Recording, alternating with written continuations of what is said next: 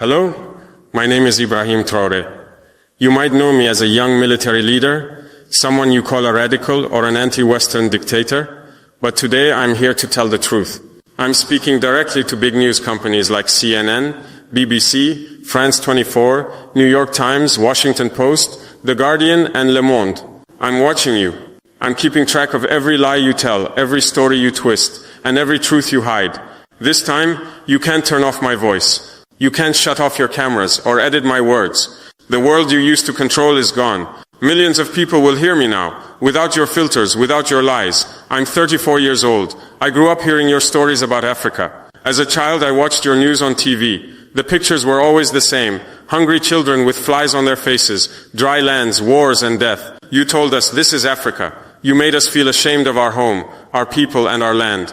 We believed you because we were young and didn't know better. But as I grew older, I started to read, ask questions and learn. I realized the Africa you showed us wasn't real. It was a story you made up. You wrote a script for us, and it was full of lies. The false story of Africa. You, the big news companies, have shown Africa in a bad way for years. You make it look like Africans are not human, like we are wild people who can't take care of ourselves. You show us as poor, helpless and lost, waiting for you to save us. Every day your TV screens and newspapers talk about hunger, war, sickness, corruption, terror and chaos. These are the only words you use for Africa. You never talk about hope, success, growth, strength, honor, pride or victories. Why? Because those words don't fit the story you want to tell. Let me ask you, have you ever made Africa's successes your big headlines?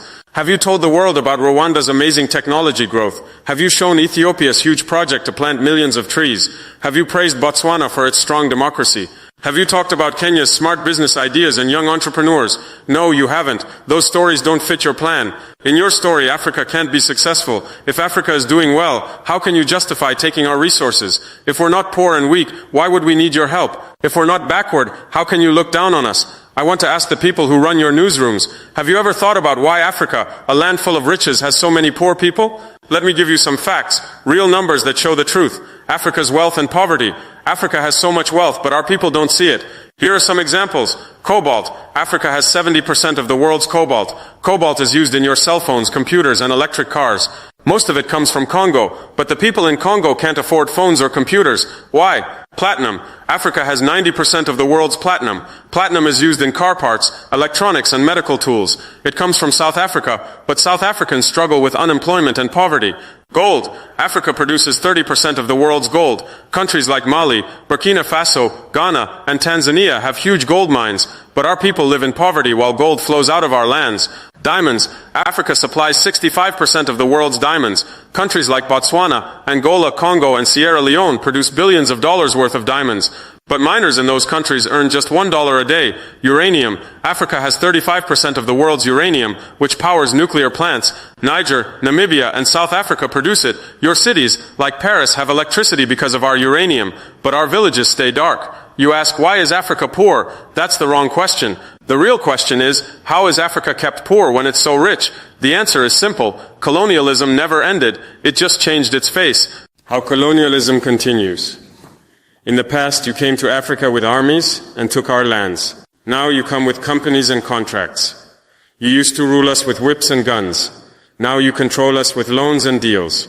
Let me give you examples with names, numbers, and facts. Lancor. This is a Swiss company that mines cobalt in Congo. In 2022, they made $256 billion in revenue.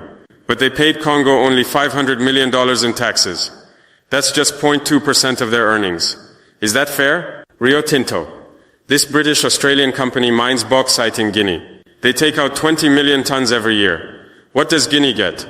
Pollution and sickness. Total Energies. This French oil company works in Angola, Nigeria, and Congo. In 2022, they made $36 billion in profit. But they leave behind old, dirty pipelines and poor communities. Anglo-American. This company started in South Africa but is now based in London. They take diamonds, platinum, and iron. What's left in South Africa? Millions of unemployed miners. These are just a few examples. There's more you don't see.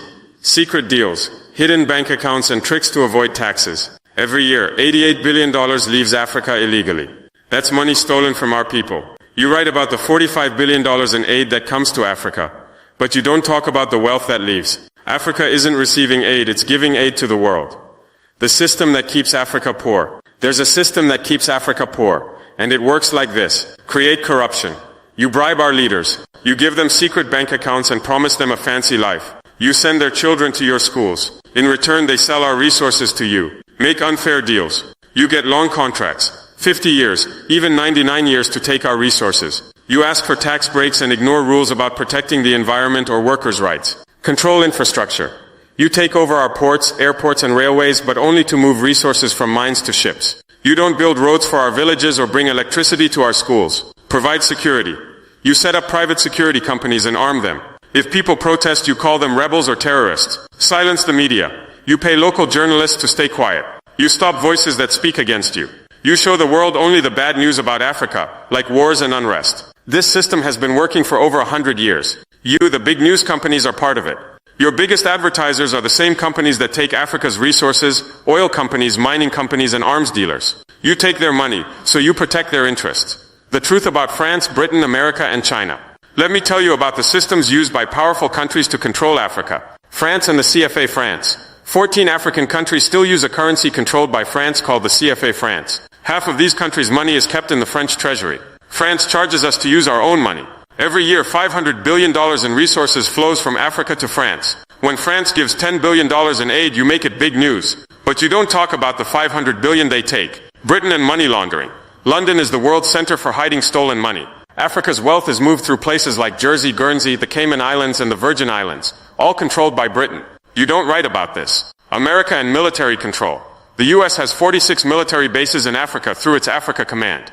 They say it's for security, but it's really about controlling our resources. Drones fly over our skies every day watching us. They say they're fighting terrorists, but they target leaders who stand up for Africa. China's new game. China says they want to help Africa by building roads and giving loans, but in return they take 99-year contracts for our ports, mines, and farmland.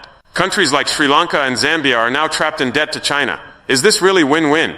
You don't write about these things because you're not free. You're controlled by billionaires. Jeff Bezos owns the Washington Post. Rupert Murdoch controls Fox News, the Wall Street Journal, and the Times. Carlos Slim, a Mexican billionaire, is a major shareholder in the New York Times. These people didn't get rich by helping Africa. They got rich by exploiting places like Africa and Latin America. Your editors come from elite schools like Harvard, Yale, Oxford, and Cambridge. They share the same ideas and biases. Your reporters in Africa often don't speak our languages, like Swahili, Hausa, Yoruba, or Amharic. They can't talk to our people, so they rely on Western diplomats and NGOs for information. How can you call that fair reporting? The heroes they silenced. Let me tell you about the African leaders you've ignored or lied about. Patrice Lumumba, he was the leader of Congo, killed on January 17, 1961. The CIA and Belgian mercenaries were involved. They dissolved his body in acid and kept his teeth as souvenirs. In 2022, Belgium returned one tooth to his family after 61 years. You called it chaos in Congo, but didn't investigate the killers, or Belgium's crimes. Thomas Sankara, he was my hero, the leader of Burkina Faso, killed on October 15th. Sankara vaccinated 2.5 million children, planted 10 million trees, raised literacy from 13% to 73%, gave women equal rights, banned harmful practices, and fought corruption.